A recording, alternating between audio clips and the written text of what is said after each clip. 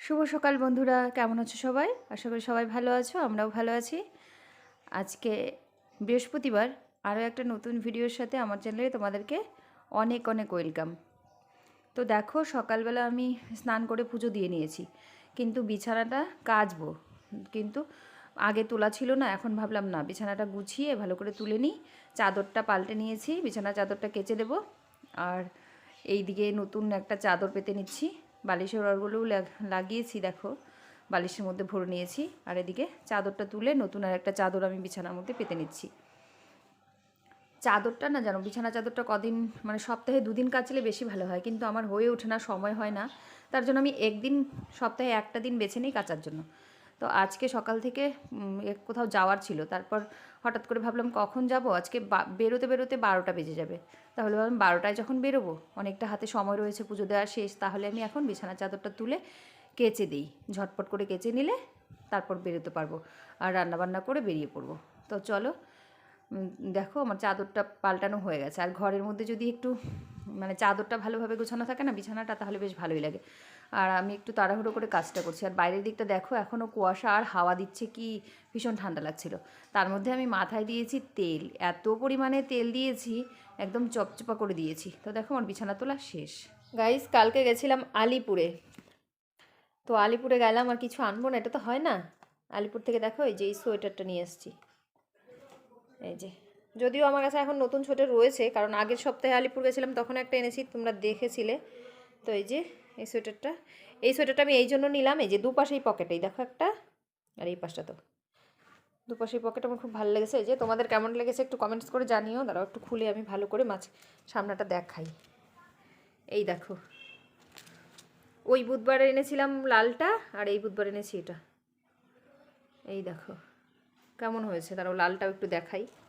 এটা আগে এই যে কালারটা দেখো কি মিষ্টি না। তো এই সোয়েটারটা আমি কালকে নিয়ে এসেছি। আর শুধু সোয়েটারটাই না, এক জোড়া জুতা এনেছি, দাঁড়াও দেখাই। আর এই জুতাটা এনেছি, কারণ আমার যে জুতাটা, যেটা পরে আমি সবসময় এদিক ওদিক যাই, এবার কি হয়, 2-3 দিন পরলে পরে নোংরা হয়ে যায় জুতা, এবার ধুতে হয়, ধোয়ার পর শুকোয় না, তো তাতে খুব অসুবিধা হচ্ছিলো। তারপর ভাবলাম এই জুতাটা আমার ভীষণ ভালো লেগেছিলো কালারটা, আর অনেকটা দেখো সোয়েটারের কালারের সাথে ম্যাচ করে। এই যে দেখো সোয়েটারের কালারটা, আর এই যে বেশ ভালো লেগেছিলো আমার, যার জন্য এই জুতাটাও নিলাম আর সোয়েটারটা নিলাম। তো বিছানা চাদরটা কেচে তারপর চলে এসেছি রান্নাঘরে। এই দেখো রান্না করেছি বেগুন ভাজা। এই শীতের দিনে না বেগুন ভাজা খেতে আমার ভীষণ ভালো লাগে। আর এখানে করেছি আলু বেগুন দিয়ে, ছোট ছোট বরলি মাছ দিয়ে, একটু ধনে পাতা দিয়ে, কালো জিরা আর কাঁচা লঙ্কা ফোড়ন দিয়ে ধনে পাতা দিয়ে করেছি। আর এখানে করেছি মুসুরির ডাল, এর মধ্যে টমেটো দিয়েছি, টমেটো দিয়ে করেছি মুসুরির ডাল। আর করেছি আলু ফুলকপি দিয়ে একটা একটু কষানো কষানো করে তরকারিটা দেখতে দারুণ লোভনীয় লাগছে না? তো এটা কেন করেছি বলো তো, সায়ন তো মাছ খাবে না, তো সায়ন বেগুন ভাজা আর এই আলু ফুলকপির তরকারি দিয়ে খাবে। আর এদিকে করেছি ভাত, এই দেখো ভাত। তো সায়ন খেয়েছে, এখন আমরা খাবো। খাওয়া দাওয়া করে তাড়াহুড়ো করে রেডি হয়ে বেরিয়ে পড়েছি। বললাম না যে আজকে 12টা নাগাদ বেরোবো, তো এই যে বেরিয়েছি, বাসে বসেছি, কারণ এত তাড়াহুড়ো করে বাড়ি থেকে বেরিয়েছি, ক্যামেরা অন করে আর তোমাদের সাথে কথা বলাই হয়নি। বাসে আসছি, এই দেখো এখন যাব অফিস, এসে একদম তোমাদের সাথে কথা হবে, কারণ এখন আমার সময় হবে না আর ক্যামেরা অন করার।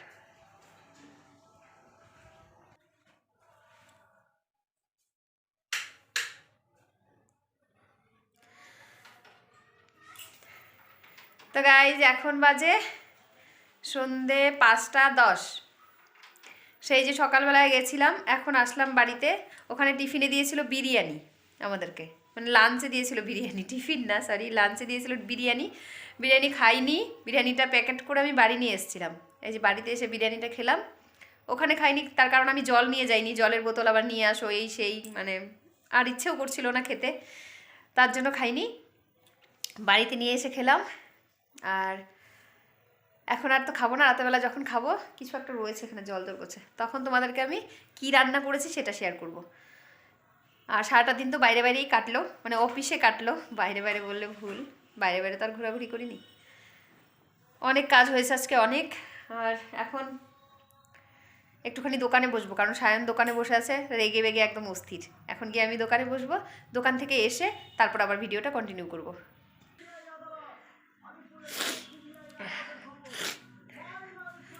আমাদের এখানে প্রচুর ঠান্ডা গাইজ, একদম ভীষণ কুয়াশা পড়ছে, তার জন্য আমি দেখো সায়নের হুডি পরে নিয়েছি। এই হুডিটা সায়নও পরে, আমিও পরি, দুজনেই পরি। দোকানে যাচ্ছি তো, ঠান্ডা লাগবে, তার জন্য ভাবলাম এই পাতলা সোয়েটার খুলে এখন হুডি পরে নিই। হুডি পরে যাচ্ছি, চলো যাই দোকান। সায়ন তো ভীষণ রেগে আছে আমার উপর, কারণ তখন থেকে ও একা দোকানে বসে আছে। এখন যাব, ও চলে যাবে মন্দির।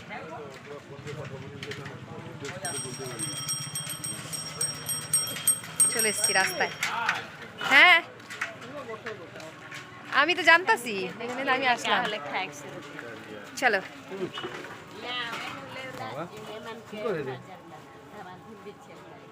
কতটা রাগ হইছো? বিয়া দাও, বিয়া দাও, দুঃখ কমে যাবে এমনি। এই যে ওর জন্য একটা মেয়ে খুঁজতেছি আমরা, এই যে একটা মেয়ে খুঁজে দিও তো, সবাই মিলে কমেন্টস করো। এই যে ব্যাংকের কাজ করে, এই দেখো, এই যে। দেখো না রে, এগো দেখা না, দেখো এর জন্য মেয়ে খুঁজতেছি। আচ্ছা খুঁজো খুঁজো, বলতে যা দেখো কিরম মেয়ে চাই আমি কইলি না তো, কিরম মেয়ে চাই? যে রকম হইলে হবে, সুন্দর হইলে হবে। হাত ঠ্যাং পা দুইটা না থাকলেও চলবে, দুইটা পা না থাকলে বেশি ভালো, বোবা থাকলে আরো ভালো, ঝগড়া করতে পারবে না। বোবা থাকো, তাছাড়া সব রকম মেয়েই চলবে। হাত পা থাকো, বোবা থাকো। যা বসতে দে আমারে। এখন দোকানে বসবো, সায়ন যাবে গা মন্দির একটুখানি ঘুরতে, তারপর আবার আসবে। চলো ওই দেখো, ওই যে একজন হুডি পরে বসে আছে আমার যা।